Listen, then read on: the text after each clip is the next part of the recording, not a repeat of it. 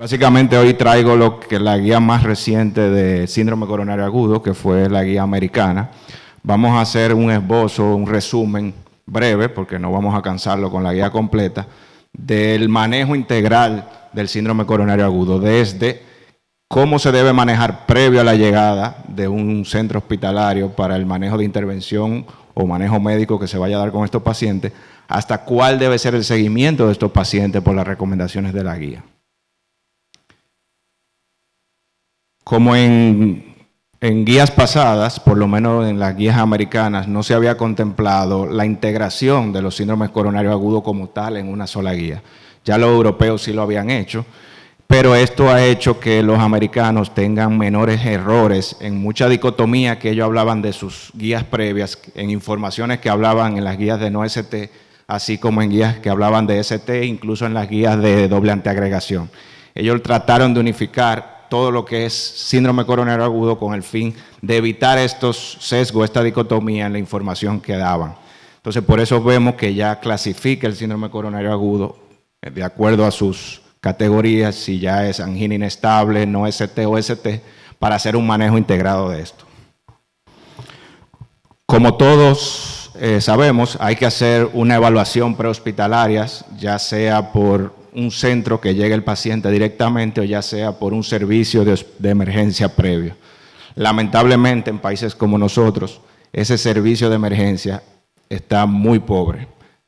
Son cosas que se deben medir para hacer un buen manejo en estos pacientes, pero lo más recomendable siempre es, sea donde sea que el paciente se evalúe, hacer un electrocardiograma de 2 derivaciones para obtener si se identifica o no un síndrome coronario agudo, sea con elevación de ST o no lo sea, porque de eso va a derivar la importancia de que se lleve rápidamente a intervención coronaria. Vemos aquí que cada 30 minutos de retraso que haya de un síndrome coronario agudo de llevarse a revascularización, hay una tasa de mortalidad de un 7.5%. O sea que es muy importante lo del servicio de emergencia, de captación de estos pacientes y de identificación de estos pacientes. Básicamente hay que hacer una historia enfocada en el examen físico, preguntarle si la sospecha del síndrome coronario agudo, hacer el electrocardiograma, ¿se identifica ST o no ST? Bueno, si se identifica ST, mandarlo ya sea a un centro que tenga intervención en los tiempos que vamos a ver más adelante, que ya conocemos antes de los 120 minutos, o si ya llega a un centro con intervención antes de los 90 minutos. Si no un ST, simplemente hacer monitoreo del EKG y también una serie de monitoreo de las troponinas, porque de esto va a validar si ese síndrome coronario agudo no ST lleva riesgo bajo, riesgo intermedio, riesgo alto, que se debe tratar como si fuera un síndrome coronario agudo. ¿Qué pasa? Hasta un 10% de los pacientes con síndrome coronario agudo pueden presentar un paro cardíaco previo a la llegada de cualquier centro. Entonces, esto también es importante que ellos tomen en cuenta al momento de que el paciente presente el paro, cuál es el estado del paciente, cuáles son los factores favorables o no que tenga este paciente, el estado neurológico de estos pacientes, porque va a inferir si llevamos o no a intervención a estos pacientes. Terapia médica, incluso de analgesia, las recomendaciones generales, morfina o nitroglicerina, así como fentanilo, tener en cuenta la nitroglicerina en pacientes con infarto derecho y involucramiento del ventrículo derecho como tal, pero básicamente estas son las recomendaciones generales en cuanto a la analgesia en estos pacientes. Obviamente la terapia antiplaquetaria previo a la llevada de estos pacientes a intervención, ya sea con aspirina, es recomendación 1, así como inhibidores de la P2Y12. Pero ¿qué pasa en el caso de esta terapia antiplaquetaria en pacientes no ST? Bueno, igual, si es paciente no ST con un riesgo alto que se va a llevar a intervención, se trata igual que un ST. Se le da doble antiagregación, preferiblemente ticagrelol o pasugrel, que es lo que ya está establecido por las guías. Si no se le puede dar, bueno, se le da clopidogrel. Entonces, ¿a qué ellos también le están dando énfasis ahora? Bueno, si estos pacientes presentan un OST, pero tú piensas llevarlo más de 24 horas a intervención, entonces tú puedes considerar precargarlo. En caso de que tú no, que antes estaba la dicotomía, ¿se precarga o no se precarga? ¿Se va para cirugía o no va para cirugía? Ellos dicen que sí, es recomendable, como una recomendación 2B, de que se haga la precarga en estos casos. ¿Qué pasa en el STEMI? Bueno, en el STEMI sigue igual la doble antiagregación de estos pacientes, preferiblemente ticagrelor o pasugrel, en caso de que no se pueda, clopidogrel. ¿Qué hay de la terapia antiplaquetaria intravenosa, como el cangrelor? Bueno, esa se justifica o se resume que básicamente se deje en dos vertientes solamente. Cuando no es posible la precarga de los pacientes por alguna complicación de la vía oral que no se le pueda dar a estos pacientes, y en aquellos que vayan a cirugía, que tú tengas que mantenerlo en antiagregación porque no se asegura la interrupción con los de vía oral. Esto es básicamente la recomendación de la guía, en estos casos para el uso del cangrelor. ¿Qué hay de la terapia antiplaquetaria de los inhibidores de la glicoproteína 2B3A? Ellos siguen recomendando que solamente se use en casos específicos, cuando haya una alta carga de trombos o que haya flujo lento sin flujo por alta carga de trombos, y que no se use de rutina. Sigue siendo un énfasis de que no se use este medicamento de manera rutinaria en todos los casos. ¿Qué hay de la anticoagulación parenteral?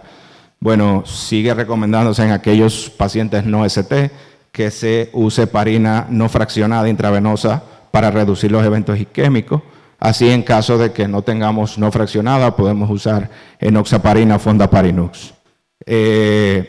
Igual en caso que se vaya a revascularización coronaria, y así también si se va a intervención coronaria como tal. En el STEMI es igual, si se va a abordar por vía de revascularización o no, igual sigue la recomendación de que se use heparina no fraccionada, así como enoxaparina o fondaparinux en caso de alternativas que no tengamos disponibles de las otras. El manejo de los lípidos, esto es, ellos le ponen mucho énfasis ahora, incluso esto es desde la llegada del paciente al hospital que se intervenga. Se debe ser agresivo con el manejo de los lípidos, como ya Carlos habló de la falta de uso de ese pleito que tenemos con los pacientes, porque ahora mismo hay muchos influencers recomendando que las estatinas son malas, y es un pleito que estamos teniendo muchos de convencer a estos pacientes de la necesidad del uso de estatinas. Ellos ponen mucho énfasis en el manejo, el control estricto de los niveles de LDL que tenemos que tener. Incluso vamos a ver más adelante el seguimiento de estos niveles que debemos tener en los pacientes. Siempre y cuando empezar con estatinas, cuando no logramos el objetivo, que es lo recomendable, un LDL menos de 70, incluso ser un poquito más agresivo hasta de 55. Entonces agregar otras alternativas como ezetimibe, inhibidor de la PCSK9 y ácido benpedoico. Terapia de betabloqueantes, inhibidores del sistema renina-angiotensina-aldosterona como los ARA, los IECA y los antagonistas de los mineralocorticoides, son recomendaciones siempre y cuando le hagamos función ventricular a estos pacientes, que siempre debe hacérsela, y que haya una disminución en la fracción de eyección. Está recomendada iniciar terapia en estos casos, obviamente aquí contraindicaciones del uso de los betabloqueantes, cuando hay insuficiencia cardíaca aguda, estado de bajo gasto y alteraciones eléctricas que sugieran bloqueo AB. Entonces, estos son los tiempos no cambian, siguen recomendando los mismos, siempre y cuando el paciente llegue a una unidad o a un centro donde hay PCI primaria, llevarlo antes de los 90 minutos. Si no, entonces si se tiene el tiempo antes de los 120 minutos, preferiblemente llevarlo a hemodinamia directamente.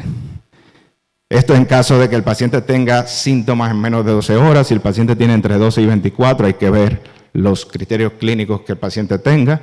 Son las mismas recomendaciones. Ya si el paciente presenta más de 24 horas, hay que ver igual los criterios clínicos de complicaciones mayores que pueda tener o síntomas para la decisión de tratamiento.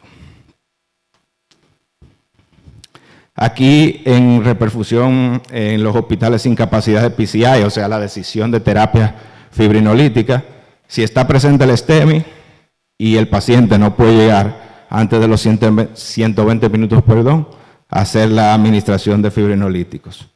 Si el paciente no se documenta un STEMI, no se debe usar fibrinolíticos de rutina porque el riesgo de sangrado es mucho más alto del beneficio que puede haber. En cuanto a la angiografía coronaria, el paciente que se trató con fibrinolíticos debe trasladarse inmediatamente a un centro y obviamente hay que ver terapias de reperfusión, si fue efectiva o no el uso de fibrinolíticos en estos casos.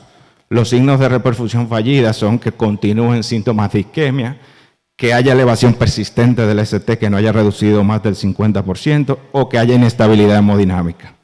Independientemente de si hubo reperfusión fallida, sí, hay que hacer una ICP de rescate, si no ya uno puede estar un poquito más tranquilo y llevar a estos pacientes entre 2 y 24 horas. Aquí es en el manejo del no ST, cuándo debemos llevar al paciente a angiografía coronaria. Como ya le dije, tenemos que clasificar estos pacientes si es alto riesgo, riesgo intermedio, muy alto, riesgo intermedio o bajo riesgo. El paciente que es de muy alto riesgo, muy inestable, que esté en shock cardiogénico, síntomas de insuficiencia cardíaca, inestabilidad hemodinámica, llevarlo como si fuera un síndrome coronario agudo con elevación del ST. Aquellos que no sean de alto riesgo, por ejemplo, o que sea alto riesgo o no muy alto riesgo, como que tiene una puntuación de Grace mayor de 140, valores de troponinas muy altos y cambios dinámicos del ST, que haya una intervención por lo menos en las primeras 24 horas. Ya que ellos de riesgo intermedio o menor riesgo, se puede valorar hasta 72 horas para llevarlo a intervención coronaria. ¿Qué cambios sí hace la guía o enfatiza que no tenía previamente? Bueno, la vía radial sigue siendo la radial first, como siempre se ha recomendado, incluso de las guías previas, siempre acceso radial para evitar mayores complicaciones.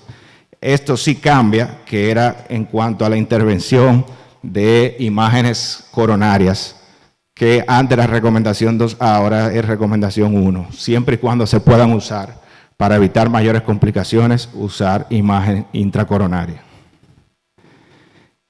En cuanto al manejo de la arteria no culpable en el infarto del ST. Bueno, esto es, creo que de los temas que siempre más se discuten en las guías. Aquí sí hay un cambio, obviamente en shock cardiogénico sigue siendo no recomendado de manera en lo absoluto el manejo del vaso no culpable. Desde el artículo de Culprit Shock sigue siendo recomendación no, pero sí vemos que cuando hay estabilidad hemodinámica y baja complejidad, ellos incluso antes se recomendaba que se haga por etapas, pero ya no, ellos están diciendo que en la misma intervención se recomienda estos por artículos recomendados como el Multi-Star, que se haga de manera inmediata en la misma intervención. Esto baja, aumenta de recomendación y dice que se haga más en un solo procedimiento que en vez de que se haga por etapas. En cuanto al no ST, igual, si el paciente está en shock cardiogénico, no se hace de rutina. Pero si es un paciente hemodinámicamente estable, perfectamente es preferible hacerlo en un solo procedimiento que hacerlo por etapas, como era recomendado anteriormente. La revascularización en el síndrome coronario agudo con shock cardiogénico solamente está recomendado el vaso culpable como recomendación 1.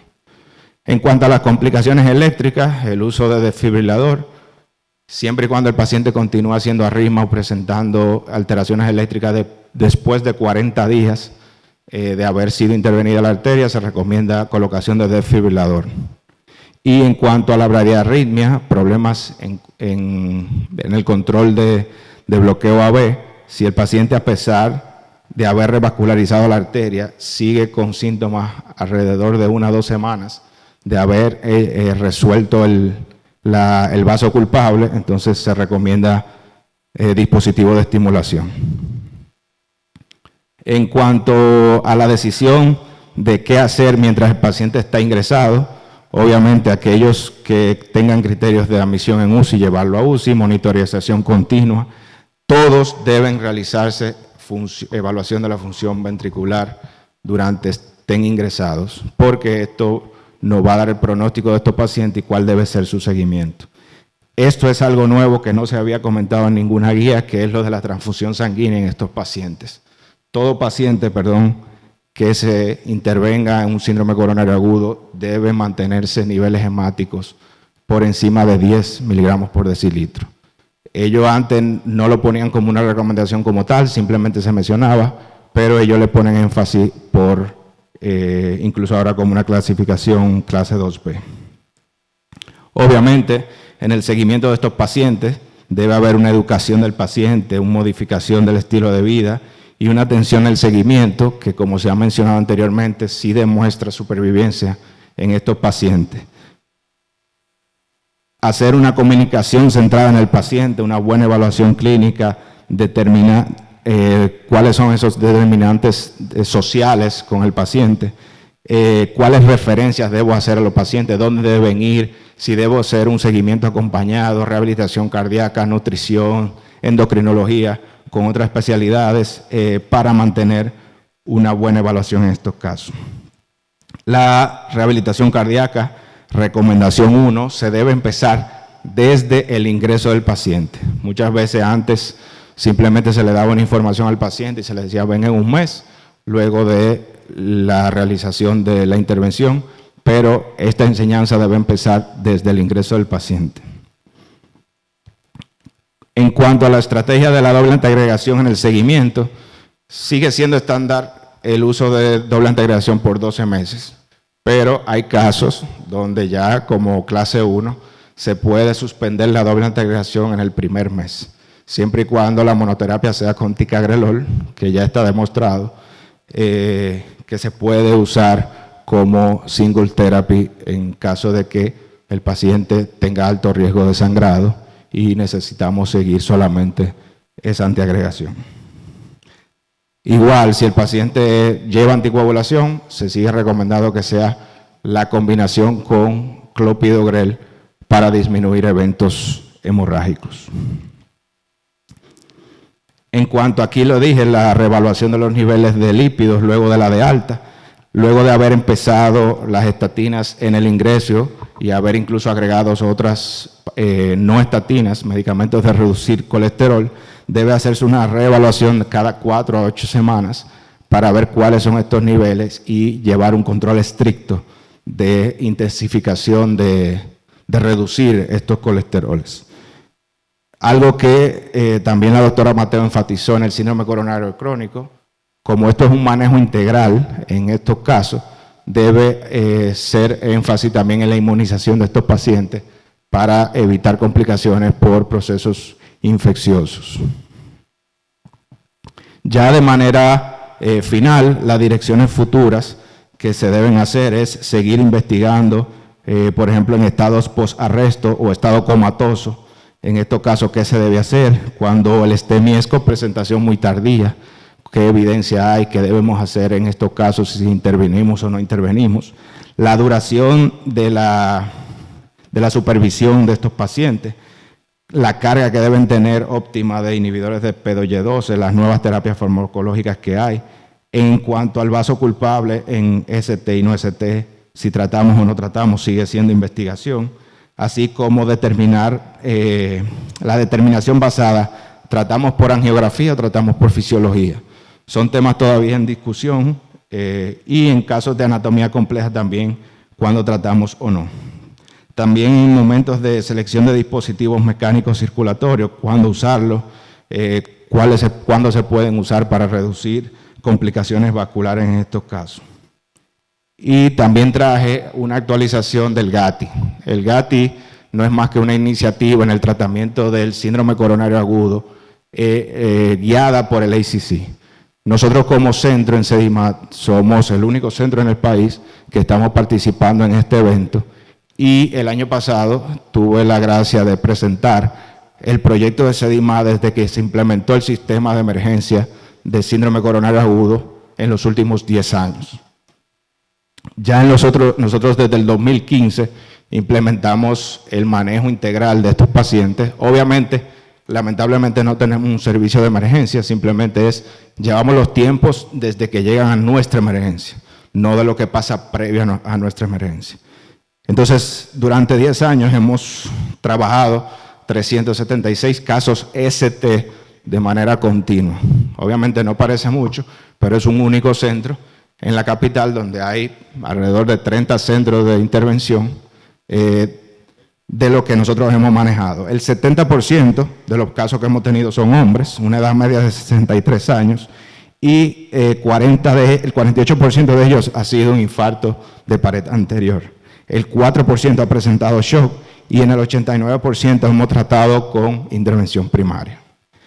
Estos han sido los resultados, los dividimos por periodo prepandemia, periodo pandemia y periodo postpandemia, porque lamentablemente en el periodo pandemia tuvimos alteración en los tiempos, obviamente, porque el manejo, había mucha incertidumbre de qué hacíamos, qué no hacíamos, nos sacrificábamos todos, teníamos el riesgo de infectarnos o no infectarnos.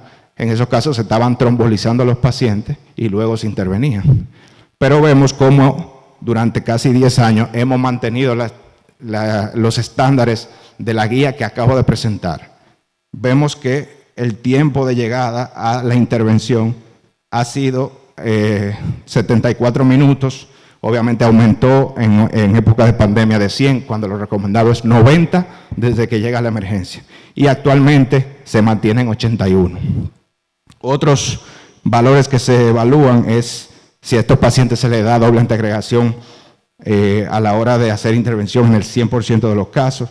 Se prescribe incluso la doble antiagregación para ser egresados, así como el tratamiento de estatinas, betabloqueantes y la realización de evaluación de función ventricular. Y el 84% de estos pacientes, alrededor del 80-90%, han sido egresados vivos. Esto fue una noticia que se nos publicó en el ACC de que esta iniciativa ha demostrado de que sí es potencial en mejorar los sistemas de calidad del servicio de ST en regiones de bajo ingreso o mediano ingreso, como somos nosotros como país. Fue liderado por el doctor Carlos García Ligou, a mi nombre, que fui quien presenté el trabajo. Se puede hacer buen trabajo en estos casos y creo que es una iniciativa que incentiva a otras instituciones a que tengamos un servicio de emergencia 24 horas, a que tengamos un equipo entrenado para el manejo de estos casos e incluso incentivar a nivel nacional una red pública de ST con el motivo de enfatizar el manejo previo a la realización de estos casos, que es lo más importante y es donde más tenemos déficit. Muchas gracias.